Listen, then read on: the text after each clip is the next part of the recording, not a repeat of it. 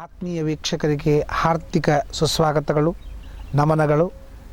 ಚಿಂತನಾ ಕಾರ್ಯಕ್ರಮದಲ್ಲಿ ತಮ್ಮೆಲ್ಲರನ್ನು ಸ್ವಾಗತಿಸ್ತಾ, ವಿಶೇಷವಾಗಿ ನಾವು ಊಟವನ್ನು ಮಾಡ್ತಾ ಇರ್ತೀವಿ. ಊಟವನ್ನು ಮಾಡುವಾಗ ಊಟವೇ ವಿಶೇಷ. ತಿನ್ನುವ ಆಹಾರ ಶುದ್ಧವು ಸತ್ವಶುದ್ಧಿ ಅಂತ ಭಗವದ್ಗೀತೆ ಹೇಳ್ತದೆ. ಆಹಾರ ಶುದ್ಧವಾದರೆ ಮನಸ್ಸು ಶುದ್ಧವಾಗಿರುತ್ತದೆ. ಆಹಾರ ಅಂದರೆ ತಿನ್ನುವ ವಸ್ತುಗಳು ಅಂತ ಮಾತ್ರ, ಆಕ್ರಿಯಂತೆ ಐತಿ ಆಹಾರ. ನಾವು ಏನು ಸ್ವೀಕಾರ ಮಾಡ್ತೀವಿ ಅದೆಲ್ಲವೂ ಆಹಾರ. ಗಾಳಿ, ನೀರು ಮತ್ತು ಜನರು, ಗೆಳೆಯಂದರು, ನಮ್ಮ ಸರೌಂಡಿಂಗು ಎಲ್ಲ ಒಟ್ಟಿಗೆ ಏನೇನು ನಾವು ಸ್ವೀಕಾರ ಮಾಡ್ತೀವಿ ಅದೆಲ್ಲ ಆಹಾರ. ಆ ಎಲ್ಲ ಆಹಾರಗಳು ಅಂದರೆ ವಾತಾವರಣಗಳು ಶುದ್ಧವಾಗಿದ್ದರೆ ಮನಸ್ಸು ಶುದ್ಧವಾಗಿರ್ತದೆ. ಒಂದು ಕತ್ತಲಿ ರೂಮಿನಲ್ಲಿ ಕೂಡಿಸಿ ಎಷ್ಟೋದು ಅವನಿಗೇನು ಬೇಜಾರು, ಅವನು ಹೊರಗೆ ಕರ್ಕೊಂಬಂದುಬಿಟ್ರೆ ಆ ಪ್ರದೇಶ ಅವನ ಮೇಲೆ ಒಂದು ವಿಶಿಷ್ಟ ಪರಿಣಾಮವನ್ನು ಬೀರ್ತದೆ. ಹೀಗಾಗಿ ದೇಶದ ಪರಿಣಾಮ, ಕಾಲದ ಪರಿಣಾಮ, ವ್ಯಕ್ತಿಗಳ ಪರಿಣಾಮ, ವಸ್ತುಗಳ ಪರಿಣಾಮ ಪ್ರತಿಯೊಬ್ಬರ ಮೇಲೆ ಆಗ್ತಿರ್ತದೆ. ಹಾಗಾಗಿ ನಾವು ಅವೆಲ್ಲವನ್ನು ದೇಶ, ಕಾಲ, ಪಾತ್ರ, ಮಂತ್ರ, ತಂತ್ರ, ಕರ್ಮ, ಕರ್ತ, ಭೋಕ್ತ, ದ್ರವ್ಯ ಎಲ್ಲನೂ ಕರೆಕ್ಟಾಗಿ ಇಟ್ಟುಕೊಂಡ್ರೆ ನಮ್ಮ ಆರೋಗ್ಯ 100 ವರ್ಷ ಆರೋಗ್ಯದಿಂದ, ಆರಾಮದಿಂದ, ಅಧ್ಯಾತ್ಮದಿಂದ ಬಾಳಲಿಕ್ಕೆ ಅನುಕೂಲವಾಗ್ತದೆ ಅಂತ ಅನ್ನೋದಕ್ಕಾಗಿ ನಾವು ಈ ಶಂಕರಾಚಾರ್ಯದ ಮೂಲಕವಾಗಿ ಧಾರ್ಮಿಕವಾದ ರೀತಿಯಲ್ಲಿ ಬದುಕುವ ಪದ್ಧತಿಯನ್ನು ಕಲಿಯಬೇಕಾಗಿದೆ. ನಾವು ಸಾಕಷ್ಟು ಚಾನಲ್ಗಳನ್ನು ನೋಡ್ತೀವಿ. ಹಾಳು ಮಾಡಲಿಕ್ಕೆ ಏನೇನು ಬೇಕು ಎಲ್ಲನೂ ಅದರೊಳಗಿರ್ತದೆ.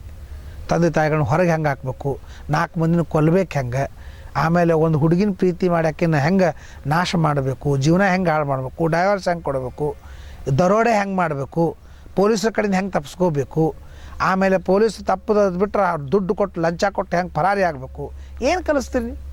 ಯಾವ ಚಾನಲ್ದೊಳಗೆ ಸಿನಿಮಾ ಸೀರಿಯಲ್ಗಳ ಮೂಲಕವಾಗಿ ಏನು ಕಲಿಸ್ಲಿಕ್ಕೆ ಹೊಂಟಿರಿ? ಸಮಾಜವನ್ನು ಏನು ನಿರ್ಮಾಣ ಮಾಡ್ಲಿಕ್ಕೆ ಹೊಂಟಿರಿ? ಅದು ನಾವು ಯಾವಾಗಲೂ ಗಮನದಲ್ಲಿ ಇಟ್ಟುಕೊಳ್ಬೇಕು. ಇದಕ್ಕೆ ಹೆಸರು ದೂರದರ್ಶನ ಅಂತ ಹೆಸರು. ದೂರದರ್ಶನ ನಮ್ಮ ದೂರದಿಂದ ತೋರಿಸ್ಬೇಕು. ಇನ್ನು ಮೇಲೆ ನಮ್ಮ ಸಮಾಜವನ್ನು ದೂರದಿಂದ ನೋಡಿದರೆ ಇಷ್ಟು ಮುಂದೆ ಹೋಗ್ತದೆ ಅಂತ ಒಯ್ಯಬೇಕು ಅಂತ ಅನ್ನೋದನ್ನು ಬಿಟ್ಟು ಎಲ್ಲಿಂದ ನೀವು ಏನು ಮಾಡ್ತಾಯಿದ್ರಿ, ಸಮಾಜವನ್ನು ಕೆಡಿಸ್ತಾ ಇದ್ದೀರಿ. ಅದಕ್ಕಾಗಿ ಧಾರ್ಮಿಕ ಚಾನಲ್ಗಳು ನಮ್ಮ ದೇಶಕ್ಕೆ ಅತ್ಯಂತ ಅವಶ್ಯಕವಾಗಿವೆ. ನಾವು ಮಾಡುವ ಊಟ, ಮಾತಾಡುವ ಪದ್ಧತಿ, ಬದುಕುವ ರೀತಿ ಇದೆಲ್ಲವನ್ನು ಕರೆಕ್ಟಾಗಿ ನಾವು ಧಾರ್ಮಿಕ ರೀತಿಯಿಂದ ಅಲ್ರಿ, ಯಾರೋ ಹೇಳಿದ್ದು ನಿನ್ನಮ್ಮನ್ನ ಅಲ್ಲ, 16-17 ಲಕ್ಷ ವರ್ಷಗಳಿಂದ ಇದು ಹಿಂಗಿದ್ರೇ ಮನುಷ್ಯ ಇಷ್ಟು ಕರೆಕ್ಟಾಗಿರ್ತಾನೆ ಅಂತಂಬುದನ್ನು ಅಧ್ಯಯನ ಮಾಡಿ, ಪ್ರಯೋಗ ಮಾಡಿ, ಎಲ್ಲ 100 ಕಡೆಗೆ ಅದನ್ನು ಸಿದ್ಧಿಸಿದ ನಂತರ ನೀವು ಹಿಂಗೆ ಮಾಡಿರಿ ಅಂತ ಹೇಳಿದಂಥ ಪದ್ಧತಿಯನ್ನು ಬಿಟ್ಟು ನಮ್ಮ ತಲೆಗೇನು ಬರ್ತದೋ ನಾವು ಮಾಡಿಬಿಟ್ಟಿವಿ ಅಂತಂದರೆ ಅದು ಸರಿ ಆಗೋದಿಲ್ಲ. ನೋಡಿರಿ, ಒಂದು ಹಾದಿ ಜನ ತುಳಿದು ಒಂದು ರೋಡ್ ಮಾಡಿರ್ತಾರೆ. ಅದು ಕಾಲು ದಾರಿ ಅಂತ ಕರಿತೀವಿ. ನಮ್ಮ ಹಳ್ಳಿ ಊರ ಕಡೆಗೆಲ್ಲ ಒಂದು ಹಳ್ಳಿಯಿಂದ ಇನ್ನೊಂದು ಹಳ್ಳಿ ಊರಿಗೆ ಹೋಗಬೇಕಾದ್ರೆ ಎಲ್ಲ ಡಾಂಬರ್ ರೋಡು ಏನಿರಲ್ಲ, ಕಾಲು ದಾರಿ ಅಂತ ಇರ್ತಿದ್ದು.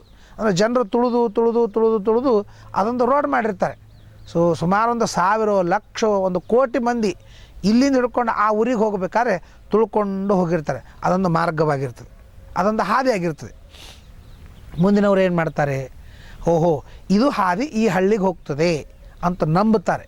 ನಂಬಿ ಆ ಹಾದಿ ಹಿಡ್ಕೊಂಡು ಹೋದ್ರೆ ಕರೆಕ್ಟಾಗಿ ಹಳ್ಳಿಗೆ ಹೋಗ್ತಾರೆ. ಅದ್ಯಾಕೆ ನಾನು ನಂಬಬೇಕು? ಅವರೆಲ್ಲ ಹೋದದ್ದು ಯಾಕೆ ನಂಬಬೇಕು? ನಂದೇ ಒಂದು ದಾರಿ ಮಾಡ್ಕೋತೀನಿ ಅಂತಂದ್ರೆ ಯಾವಾಗಲೂ ರಾಂಗ್ ರೂಟಿಗೆ ಹೋಗ್ತಾನೆ, ಮುಳ್ಳು ಚುಚ್ಚುಕೊತಾನೆ, ತಪ್ಪು ದಾರಿ ಹಿಡಿತಾನೆ, ಮತ್ತಿರಿಗೆ ಬರ್ತಾನೆ. ಇದೆಲ್ಲ 108. ಅದಕ್ಕಾಗಿ ಭಗವಂತ ಹೇಳ್ತಾನೆ, ಶ್ರದ್ಧತ್ವ ಏತನ್ ಮತಂ ದುಷ್ಟಂ ಯದ್ಬ್ರಹ್ಮವಾದಿಭಿ. ಕಪಿಲ ಪರಮಾತ್ಮ ತಾಯಿ ಹೇಳ್ತಾನೆ, ಎಷ್ಟೋ ಲಕ್ಷ ವರ್ಷಗಳಿಂದ ಹಿಂಗೆ ಮಾಡಿದರೆ ಹಿಂಗಾಗ್ತದೆ ಅಂತ ಸ್ನಾನ, ಊಟ, ಇರೋ ಪದ್ಧತಿ, ವ್ಯವಹಾರ, ಮಾತು, ಕತೆ, ನಿದ್ರೆ, ನೀರಡಿಕೆ, ಏಳೋದು, ಕೂಡುವುದು, ಪ್ರತಿಯೊಂದು ಹಂತಗಳು ಹೀಗೀಗೆ ಮಾಡಿದರೆ ಅದಕ್ಕಾಗಿ ಕುರ್ವನ್ನೇವೇ ಕರ್ಮಾಣಿ ಜಿಜೀವಿಷೇತ್ ಶತಂ ಸಮಃ.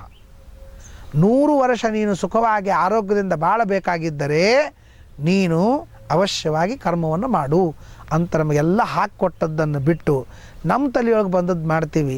ನಾವು ಸ್ವತಂತ್ರವಾಗಿರ್ತೀವಿ ಅಂತಂದ್ರೆ ಇವತ್ತು ಅನಾರೋಗ್ಯವಾಗ್ತದೆ. 4-5 ವಯಸ್ಸಿನ ಹುಡುಗರು ಡಯಾಬಿಟಿಸ್ ಬರ್ತಾಯಿದೆ, BP ಬರ್ತಾಯಿದೆ, ಹೃದಯದಲ್ಲಿ ತೂತು ಬೀಳ್ತಾಯಿದೆ. ಇಷ್ಟು ಅನಾರೋಗ್ಯಕರವಾದಂತಹ ಜೀವನ ಇದಾಗ್ತಾಯಿದೆ. ಪುನಃ ನಮ್ಮ ಈ ಭಾರತೀಯ ಸಂಸ್ಕೃತಿಗೆ ಅಥವಾ ನಮ್ಮ ಪದ್ಧತಿಗೆ ಬಂದೀವಿ ಅಂತಂದರೆ ಇವತ್ತಿಲ್ಲ ನಾಳೆ 3-4 ತಿಂಗಳಲ್ಲಿ ನಾವು ಸುಧಾರಣೆ ಆಗ್ಬೋದು. ಎಷ್ಟು ಜನರು ಸುಧಾರಣೆ ಆಗಿಲ್ಲ. ಊಟದ ಪದ್ಧತಿ ತಿಳ್ಕೊಳ್ರಿ, ಮಲ್ಕೊಳ್ಳೋ ಪದ್ಧತಿ ತಿಳ್ಕೊಳ್ರಿ. ನಾನು ಇದು ಆದ ಮೇಲೆ ನಾನು ನಿದ್ರೆ ಬಗ್ಗೆ ಮಾತಾಡ್ತೇನೆ. ನಿದ್ರೆ ಬಗ್ಗೆ ಮಾತ್ರ ಎಷ್ಟು ನಿದ್ರೆ ಮಾಡಬೇಕು, ಯಾರಿಗೆ ಎಷ್ಟು ನಿದ್ರೆ ಬೇಕಾಗ್ತದೆ, ಯಾವ ವಯಸ್ಸಿಗೆ ಎಷ್ಟು ನಿದ್ರೆ ಬೇಕು, ನಿದ್ರೆಯನ್ನು ಮಾಡುವಾಗ ಏನು ಮಾಡಬೇಕು, ಒಂದು ನಿದ್ರೆ ಬಗ್ಗೆನೇ ನಾನು ಮಾತಾಡ್ತೇನೆ ಚಿಂತನಾ ಕಾರ್ಯಕ್ರಮದೊಳಗೆ. ನೀವು ಊಟ ನಿದ್ರೆ ಮಿನಿಮಮ್ ನಮ್ಮದೇನು ಪ್ರಧಾನವಾದ ಏನು ಆ್ಯಕ್ಟಿವಿಟೀಸ್ ಅವ ಅವುಗಳನ್ನು ಕರೆಕ್ಟಾಗಿ ಮಾಡ್ತಾ ಹೋದರೆ ನಮ್ಮ ಆರೋಗ್ಯ ಒಳ್ಳೆಯ ರೀತಿಯಿಂದ ಇರ್ತದೆ ಅಂತ ಅನ್ನೋದಕ್ಕಾಗಿ ಭೋಜನ ವಿಧಿಯನ್ನು ಹೇಳ್ತಾ ಇದ್ದೇನೆ. ಅನ್ನ ಭಕ್ಷಣೆ ಮಾಡಿದಾಗ, ಯಾವ ತರಹದ ಅನ್ನ ಭಕ್ಷಣೆಯನ್ನು ಮಾಡಿದಾಗ ನಮಗೆ ಪಾಪ ಬರ್ತದೆ, ಅರ್ಥಾತ್ ಅಂತಹ ಅನ್ನವನ್ನು ತಿನ್ನಬಾರ್ದು, ಅದನ್ನು ನಾವು ತಿಳ್ಕೊಳ್ಳೋಣ. ಒಂದನೇದ್ದು ಸುರ, ಶರೆಯನ್ನು ಕುಡಿಯತಕ್ಕಂಥ ವ್ಯಕ್ತಿಯ ಮನೆಯ ಅನ್ನವನ್ನು ತಿನ್ನಬಾರ್ದು ಅಂತ ಹೇಳ್ತಾರೆ. ಅಂದರೆ ಇವತ್ತು ಯಾರ ಮನೆ ಅನ್ನನೂ ತಿನ್ನಬಾರ್ದು ಅಂತ ಅರ್ಥ. ಪ್ರತಿಯೊಬ್ಬರ ಮನೆಯೊಳಗೂ ತೀರ್ಥಂಕರರು ಇದ್ದೇ ಇದ್ದಾರೆ, ಪ್ರತಿಯೊಬ್ಬರ ಮನೆಯೂ ಬಾಟ್ಲಿ ಬಾಯಿ ಕಂಪ್ನಿ ಇದ್ದೇ ಇದೆ, ಪ್ರತಿಯೊಬ್ಬರ ಮನೆಗೂ ಟೈಟಲ್ ಕಂಪ್ನಿ ಇದೆ. ಮುಂಜಾನೆ ಟೈಟ್ ಆದ್ರೆ ರಾತ್ರಿ ತನಕ ಟೈಟ್ ಇರ್ತಾರೆ, ಬೆಳತಂಕಂತೂ ಭಗವಂತನೇ ಬಲ್ಲ. ತಾತ್ಪರ್ಯ ಸುರಾಪಾನ ಇದು ಎಂದಿಗೂ ಬಾಧಕ, ಎಂದಿಗೂ ಬಾಧಕ, ತನಗೆ ಆರೋಗ್ಯದ ದೃಷ್ಟಿಯಿಂದ ಬಾಧಕ, ಕುಟುಂಬದೊಳಗೆ ಬಾಧಕ. ನನಗೆ ನಿನ್ನೆ ಒಬ್ಬ ವ್ಯಕ್ತಿ ಬಂದು ನನಗೊಂದು 100 ರೂಪಾಯಿ ಕೊಡ್ರಿ, ರಿಕ್ಷಾದ್ದು ನಮ್ಮ ಇದು ಅದಕ್ಕೆ ಅಂತಾರೆ ವೈರ್ ಹರಿದದ ಹಾಕಬೇಕಾಗ್ಯದ. ನನಗೆ ಗೊತ್ತಾಯಿತು ಇವನು 100 ರೂಪಾಯಿ ರಿಕ್ಷಾ ವೈರ್ ಹರಿದಿಲ್ಲ, ಇನ್ನು ಒಳಗಿನ ವೈರ್ ಹರಿದದ, ಅದಕ್ಕಾಗಿ ಅದನ್ನು ಟೈಟ್ ಮಾಡೋ ಸಂಬಂಧ 100 ರೂಪಾಯಿ ಬೇಡ್ಲಿಕ್ಕೆ ಬರ್ತಾನೆ. ನಾನು ಅಂದೆ ಕೊಡ್ತೀನಪ್ಪ, ಅವಶ್ಯವಾಗಿ ಕೊಡ್ತೀನಿ, ನಮ್ಮ ವಿದ್ಯಾರ್ಥಿನ ಕಳಿಸ್ತೀನಿ, ಅವನು ಬರ್ತಾನೆ, ಅವನು ಅದನ್ನು ಕೊಡಿಸಿ ಫಿಟ್ ಮಾಡಿ ನೀನು ಬಿಡ್ತಾನೆ. ವಿದ್ಯಾರ್ಥಿಗಳೇನು ಬೇಕಾಗಿಲ್ಲ ರೀ, ನಾನು ಹೋಗ್ತೀನಿ. ಬೇಡ ವಿದ್ಯಾರ್ಥಿ, ಇಲ್ಲ ನನ್ನ ಮೇಲೆ ನಿಮ್ಗೆ ವಿಶ್ವಾಸ ಇಲ್ಲೇನ್ರಿ ಅಂತ ಕೇಳ್ದೆ. ನಾನು ನಿನಗೆ ವಿಶ್ವಾಸ ಇಲ್ಲಂತನೇ ನಾನು ವಿದ್ಯಾರ್ಥಿನ ಕಳಿಸ್ತಾ ಇದ್ದೀನಿ. ಆ ಕೊನೆಗೆ ಹೋಗಲಿಲ್ಲ, ಅಲ್ಲದರಿ ರಿಕ್ಷಾ ಇಲ್ಲದರಿ ರಿಕ್ಷಾ ಅಂತಂದು ಫರಾರಿ ಆಗಿಬಿಟ್ಟ. ಯಾಕೆಂದ್ರೆ ಅವನಿಗೆ ಕುಡಿಲಿಕ್ಕೆ ಬೇಕಾಗಿತ್ತು. ನೋಡಿರಿ, ಇಂಥ ವ್ಯಕ್ತಿ ಗಳಿಸಿ ಅದೆಲ್ಲ ಕುಡಿಲಿಕ್ಕೆ ಹಾಕಿ ಸಾಲಂಗಿಲ್ಲ ಅಂತಲಿಕ್ಕೆ ಅದು ಬೇಕು ಇದು ಬೇಕು, ಅವ್ರು ಸತ್ರು ಇವ್ರು ಸತ್ರು ಅಂಥೇಳಿ ಸುಳ್ಳೆ ಏನೋ ರೋಗಿಷ್ಠರನ್ನು ಮಾಡ್ತಾನೆ, ಸುಳ್ಳು ಯಾರನ್ನೋ ಕೊಲ್ಕೋತೋಗಿ ಇನ್ನೊಬ್ಬರ ಮನೆ ಮೋಸ ಮಾಡಿ ವಂಚನೆ ಮಾಡಿ ದುಡ್ಡು ತಂದು ಶರೀರ ಕುಡಿದ್ರು ಏನು ಅರ್ಥ ಇದೆ? ಏನೇನೇನೋ ಅರ್ಥವಿಲ್ಲ. ನೋಡಿರಿ, ಎಲ್ಲ ಗೊತ್ತಿದ್ದು ಕುಡಿತಾನೆ ಅಂತಂದಮೇಲೆ ಇವನು ಏನು ಎಜುಕೇಟೆಡ್ ಅಂತ ಪ್ರಶ್ನೆ. ಎಂತೆಂಥ ಡಿಗ್ರಿ ಗಳಿಸಿದ್ರೇನ್ರಿ, 99% ಮಾಡಿದ್ರೇನು, ಏನು ತಿಳುವಳಿಕೆ ಇದ್ರೇನು, ನಾವು ಭಾರಿ ಡಿಗ್ರಿ ಗಳಿಸಿದವ್ರೇನೇನು, ನಿನಗೆ ಇದೇ ತಿಳುವಳಿಕೆ ಇಲ್ಲ, ಕುಡಿದ್ರೆ ಇಷ್ಟೆಲ್ಲ ಹಾನಿ ಆಗ್ತದೆ ಅಂತ ಗೊತ್ತಿದ್ದು ನೀನು ಕುಡಿತಿ ಅಂತಂದಮೇಲೆ ನೀನು ಎಜುಕೇಟೆಡ್ ಅಲ್ಲ, ನಿನಗೆ ತಿಳುವಳಿಕೆ ಇಲ್ಲ. ಯಾವಾಗ ನೀನು ಕುಡಿಯೋದಿಷ್ಟು ಡೇಂಜರ್ ಅಂತ ವಿಷ ತೊಗೊಂಡ್ರೆ ಸಾಯ್ತೀನಿ ಅಂತ ಗೊತ್ತಾದ್ಮೇಲೆ ವಿಷ ತೊಗೋತಾನೇನು ತೊಗೊಂಗಿಲ್ಲ. ಇದು ಸ್ಲೋ ಪಾಯ್ಸನ್, ಇದು ಎಂದಿಗೂ ಕೂಡ. ಅದಕ್ಕೆ ನಮ್ಮ ಶಾಸ್ತ್ರ ಆವಾಗೇ ಹೇಳಿದೆ, ಕುಡಿಯೋರ ಮನೆಯೊಳಗೆ ನೀವು ಊಟ ಮಾಡಬೇಡ ಅಂತಂದ. ಯಾಕೆ? ಕುಡಿಯೋರ ಮನೆ ನೀವು ಊಟ ಮಾಡಿದೆ ಅಂದರೆ ಮುಂದಿನ ವಾರದೊಳಗೆ ನೀನು ಕುಡಿಲಿಕ್ಕೆ ಶುರು ಮಾಡ್ತಿ. ಅದಕ್ಕಾಗಿ ಯಾದೃಶಿ ಭಾವನಾ ಎಸ್ಸೆ, ಅಡುಗೆಯನ್ನು ಮಾಡ್ತಕ್ಕಂಥವನು, ಅಡುಗೆಯನ್ನು ಬಡಿಸ್ತಕ್ಕಂಥವನು ಭಾವನಾ ಹೆಂಗಿರ್ತದೋ ಹಾಗೆ ಊಟ ಮಾಡ್ತಕ್ಕಂಥ ವ್ಯಕ್ತಿಯಲ್ಲಾದರೂ ಟ್ರಾನ್ಸ್ಫರ್ ಆಗ್ತದೆ. ಅದಕ್ಕಾಗಿ ಎಂದಿಗೂ ಕೂಡ ಯಾರು ಮನೆಯೊಳಗೆ ಕುಡಿತಿರ್ತಾರೆ ಅವ್ರ ಮನೆಯೊಳಗೆ ಊಟ ಮಾಡಬಾರ್ದು ಅಂತ ಹೇಳಿದ್ದಾರೆ. ಕುಡಿದು ಅಡುಗೆ ಮಾಡೋರಂತೂ ಇಲ್ಲವೇ ಇಲ್ಲ. ಅವ್ರ ಮನೆಯೊಳಗೆ ಯಾರಾದರೂ ಒಬ್ಬರು ಕುಡಿತಿದ್ರು ಅವ್ರ ಮನೆಯೊಳಗೆ ಊಟ ಮಾಡಬಾರ್ದು ಅಂತ ಹೇಳಿದ್ದಾರೆ. ಎರಡನೇದ್ದು ವಿಷ. ಯಾರು ವಿಷದ ಮಾರಾಟ ಮಾಡ್ತಿರ್ತಾರೆ ಮತ್ತು ವಿಷದ ವ್ಯವಹಾರ ಮಾಡ್ತಿರ್ತಾರೆ, ವಿಷ ಇನ್ನೊಬ್ಬರಿಗೆ ಕೊಡ್ತಿರ್ತಾರೆ, ಅವ್ರ ಮನೆಯಲ್ಲಿ ಊಟ ಮಾಡಬಾರ್ದು. ಅಂದರೆ ಔಷಧ ಮಾರಾಟ ಮಾಡೋರ ಮನೆಯಾಗ ಊಟ ಮಾಡಬಾರ್ದು ಅಂತ ಅರ್ಥ. ಯಾಕಂದ್ರೆ ಇವತ್ತು ಎಲ್ಲ ಔಷಧಗಳು ವಿಷಮಯವಾಗ್ಯಾವ.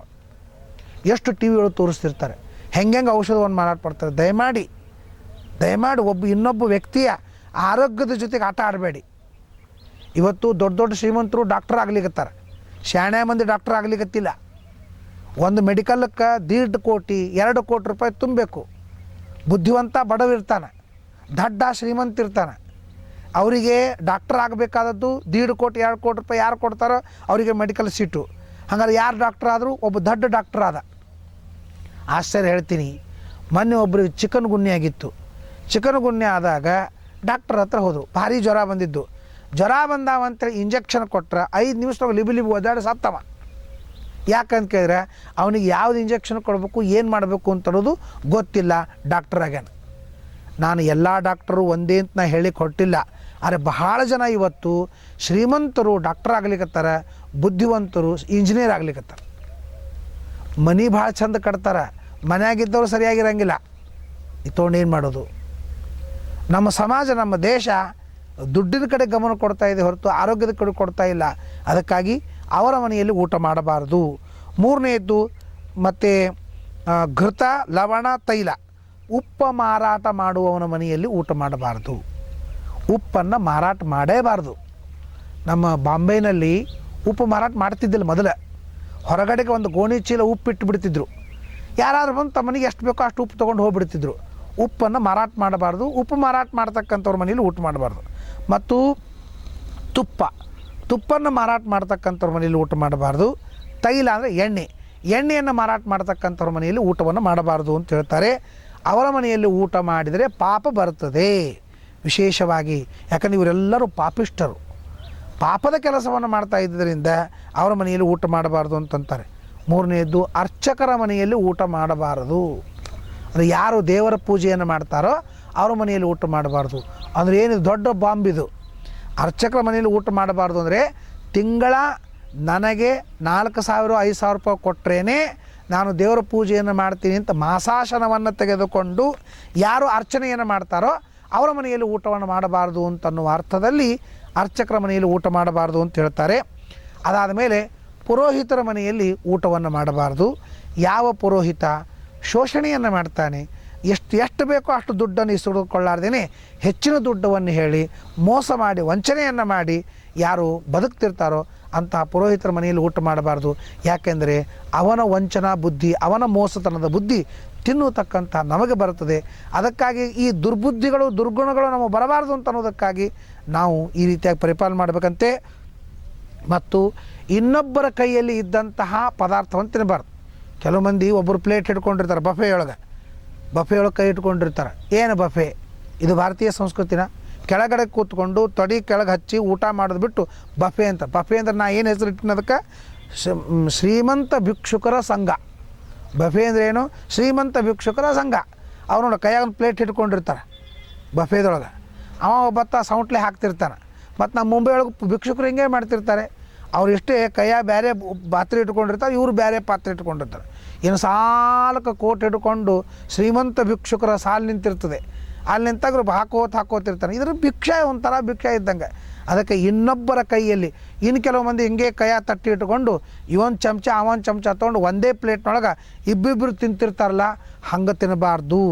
ತಿನ್ನೋದ್ರಿಂದ ಪಾಪ ಬರ್ತದೆ. ನೋಡ್ರಿ ಎಷ್ಟು ಕೇರ್ ಆಗುತ್ತೆ, ನೋಡ್ರಿ ಎಷ್ಟು ಕಾಳಜಿಪೂರ್ವಕವಾಗಿ ಮಾಡ್ಕೊಂಡಾರ ನೋಡ್ರಿ.